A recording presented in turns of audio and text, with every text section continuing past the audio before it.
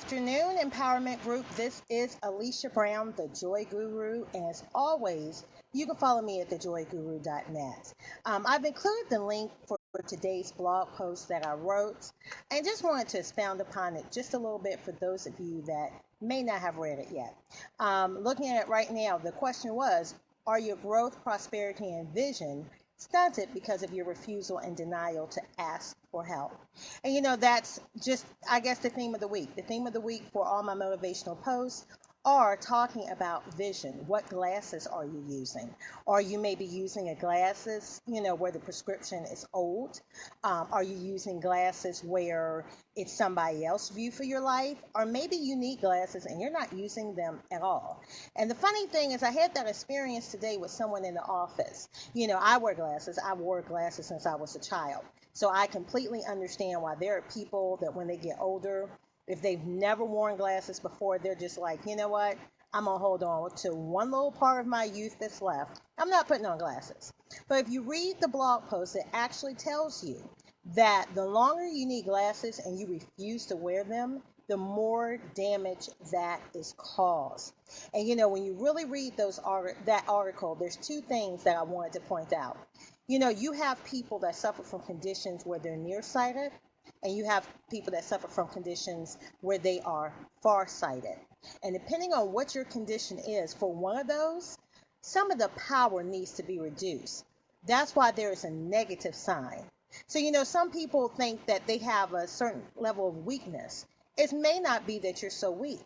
It just may be in certain seasons and certain situations, you're walking in so much power that you don't know how to effectively execute that power. And maybe there's a little bit that needs to be reduced from that particular situation and would be best applied somewhere else. But to stick to the topic of that blog post for today, and thank you for the likes, Kim. Sticking to the blog post for today, if you need help, I don't care whether it's business, I don't care whether it's in a relationship, I don't care, we're coming up with a 2-day conference in Hampton Roads on July 14th and 15th, where we're talking about the different things that hold families back from being healthy. It could be mental health, and we know those have stigmas. Whatever health you need, whatever help you need rather, you need to not be afraid to ask for that help.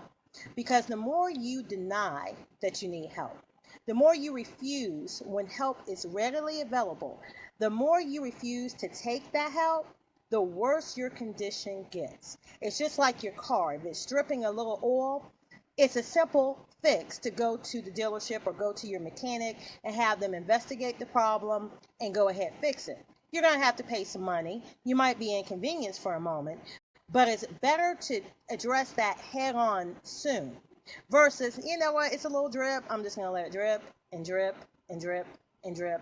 And before you know, you've eroded part of your vehicle. And now we have a serious problem that's going to be more costly.